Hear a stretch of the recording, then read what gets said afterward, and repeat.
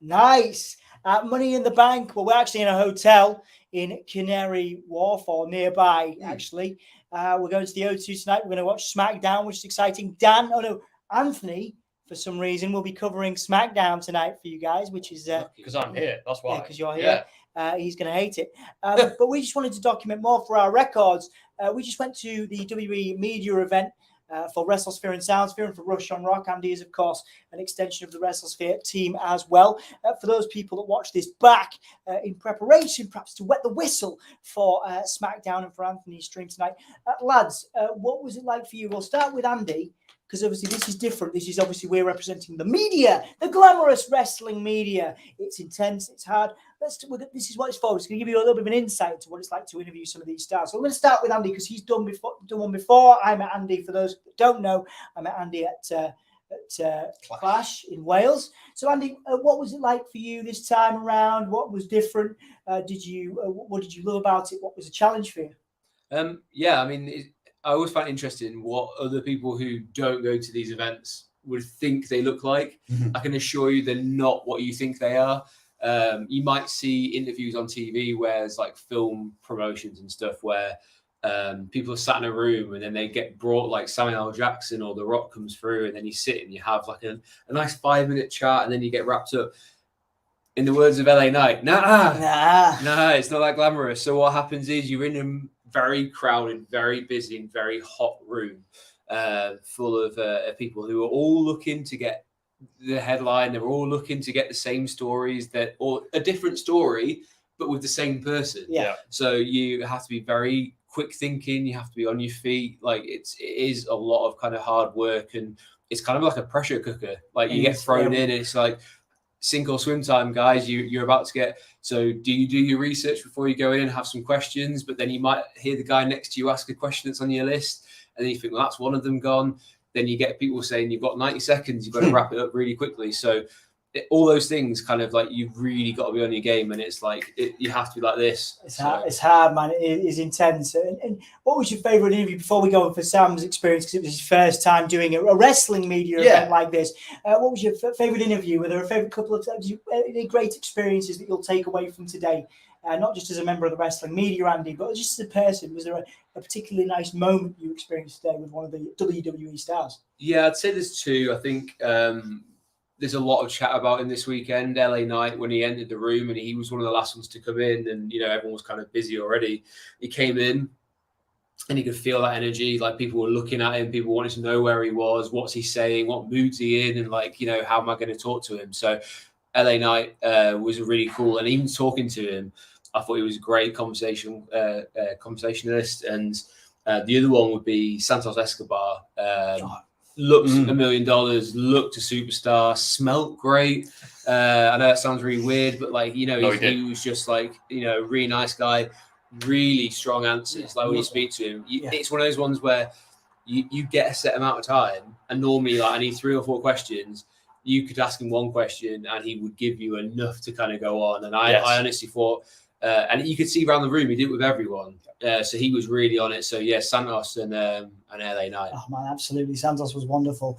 And the reason why we're doing this, Sam, is because again, to give people an insight, if they're interested in wrestling journalism, if they're interested in doing what we've just done effectively, what is that like? And what are the realities of that?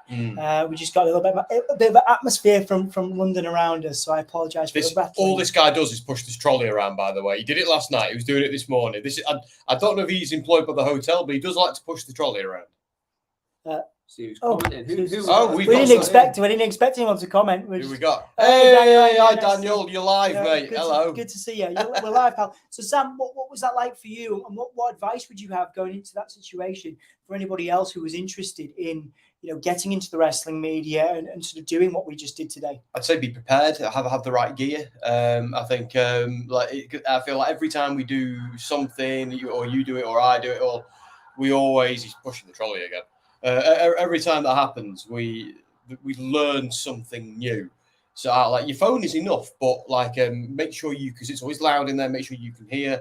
But I think you've got to remember as well, everybody in there is terrified. It's scary. If you're a fan, it's easy to want to mark out and say, can I have a picture with the superstars? and stuff like that. And that's fine when appropriate. When at the end of your interview, Because I very nearly approached Bailey at the end and said, "Hi, Bailey, thank you so much for for the interview. Can we get a cheeky picture?" But I held off, and I thought, you know what we've got is enough. Yeah. It's enough, and absolutely. Daniel, just on that comment, mate, which I'm going to put on screen now. Anthony is covering me tonight. So, Anthony, we are live for SmackDown. Ant isn't with us. He's at home in Hull, and he'll be running the show as normal. So, it might not be as good, but, you've been in as well, haven't you, Andy? So, a little bit of extra spice in the SmackDown streams, but we're all here today. So as a next question for that, and the last one really, before we do plugging for our respective platforms, obviously we've been here with different platforms, even though we do all work together. What was your favorite experience from this? What will you take away, not just as a wrestling journalist, but as an experience that you'll remember? Is there anything that you particularly enjoyed today? Yeah, well, there was two interviews that stand out for me. Like, you've covered Santos, like you'll see the interview when that goes up. Santos gives us so much, and hey, Anthony, read that comment. Now I'm going to put it on screen. Put it on screen. Read that and weep, Anthony Nayland. Read that and weep. You were saying. I was saying, but my ego got carried away by Daniel's comment.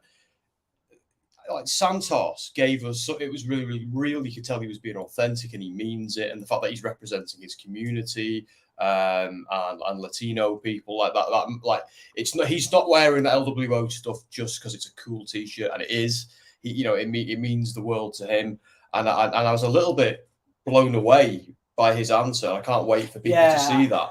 But I have to give my. It was motivating me. Like, he was talking to me, and I was like, holy, It was when he looked down the camera at one point, and I was like, gulp. I'm really proud of that, actually. But the other one, the one that got me, was Bailey, because Bailey healed it up a little bit in hers, but because she's clearly so clever, and she managed to. Her delivery was amazing. She looked right down the camera and said something to me, and you can actually, and I unprofessionally pop. When she does it, you can hear me laugh, and the camera starts shaking because she looked right. I forgot exactly what she said, but it was really good. It was really witty, and it got me. So I can't wait for people to see that and see. But she stays in character for most of it, where Santos is. I think we got the man rather than the character. Yeah, we did. That was a beautiful moment for sure. And just before we round up, because obviously I don't think we're doing a Money in the Bank prediction stream on the channel. So just quickly, guys, any major predictions? We'll start with Sam. And then we'll go to Andy. Any major predictions? What are we going? Obviously, it's SmackDown tonight, and it looks like Pretty Deadly could be taking those tag titles. Anything major happening this weekend? And we'll go through the whole card because we've all got things to do. Yep. But are there any major predictions first from you, Sam? Any big changes going to happen tonight, aside from, I do believe, Pretty Deadly are winning the tag title this evening, but Money in the Bank itself, anything big going to happen? I think we're going to see at least one cash in. And I also think we're going to see the end of at least one stable. Okay, at least one stable. Interesting. Now, there's two potential cash-ins, and depending on said cash-in, said stable will collapse. Okay, and I'm fairly sure I feel like you're like people who write horoscopes, where you're generic enough that it could come true. All right, I'm saying, all right, tonight, I'm putting it out there tonight, and I don't know anything. No one's told me anything. I know we've been there all day, but trust me, we know as much as you. I think a stable is ending tonight. I don't know which one, but it makes sense for at least a stable, be it Damage Control or be it the Judgment Day. Yeah, something's going down tonight. Yeah. Absolutely, I think so. And Money in the Bank is going to be a big weekend. Andy, as we finish off, because we've got places to be, things to do, wrestling to watch. Not only am I going to get you to give me your predictions, but I'm also going to get you to plug your work and what you're doing here, aside from helping us and being a part of the Wrestlesphere team. But yes, your predictions tonight, and also some plugging, please. Yeah, so stacked SmackDown card for a go home show. I think they're treating it pretty much as almost like warm up for Money in the Bank tomorrow night. So they're really looking forward to the show tonight. It'd be interesting because we haven't even spoken about the Bloodline. So there's that whole kind of thing that's going to be going down tonight, tomorrow. So I think we'll get a couple of big names come back tomorrow, possibly Drew McIntyre. I think they want to keep that sort of UK like crowd happy. I think, as always, as I always try and say this, I'm a big proponent of it. Match card order. That's the thing I'm more interested in. It's really difficult to kind of say who is going to get cashed in on or whatever until you see what order. If it's when me and Simon spoke about it, if the men's Money in the Bank is first, I expect Finn versus Seth to go on last, which would maybe be a cash in. So that'd be my prediction. Definitely not a spoiler, as Paul Heyman would say. In terms of plug-in, you know, the nice thing about what we've done today and being able to kind of do it almost together, is we kind of coordinate that we don't step on each other's toes. So these guys are going to have content. I'm going to have content. We'll share some content. But yeah, you can check it out on RushonRock.com. You can check it out if you search for my name, Andrew Spores. Yeah, on YouTube. You'll be able to see some of the videos that will go on there as well. There's some great stuff. Mine kind of focuses on some of the music tastes that they have. There was a lovely answer from Zelina when I asked her about being in a house with a husband who's a massive death metal or we can say Malachi Black now. You see, we couldn't do it at the we probably could have got away with it, but yes, Malachi Black from AEW. So yeah, spoiler alert. Aleister Black apparently, or Malachi Black is a big hip hop fan as well as death metal. So you get to hear a little bit more about some of the bands that they listen to in the I don't know, Black/Vega household. But yeah, check that out on RushonRock.com. Follow me at Sporsy19 on Twitter. But if you want to see the video format, go check out Andrew Spores on YouTube. Absolutely. Sam, round us up. Where do people go? What do people check out? And what, importantly, crucially, is coming up over the weekend right here on Give Me a Hull Yeah.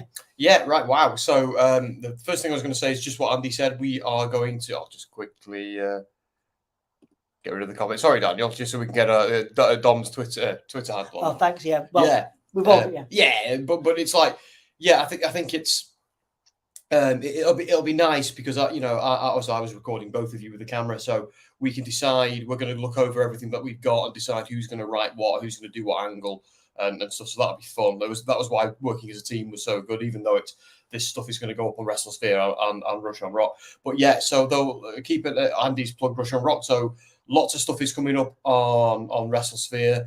I'm on holiday this week, but I'll use that time to do a lot of writing, and I imagine Dom will do a bit of stuff as well.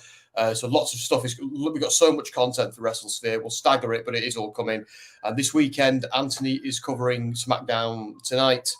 We will be there in person. It'll be nice. Maybe we can pop in and say hello to him. Maybe. But yeah, so watch Give Me a Hull Yeah tonight. It is happening as normal. I won't be there next week either because I'll still be away. I don't know who's covering me next week. We'll figure it out. But yeah, I think that's everything that's coming up. Watch Give Me a Hull Yeah, Wrestlesphere, Rush on Rock. Absolutely. Guys, thank you very much for watching. If you come back to this, we appreciate you. Thank you if you've joined us. We appreciate you even more because it is 2:22 in the afternoon.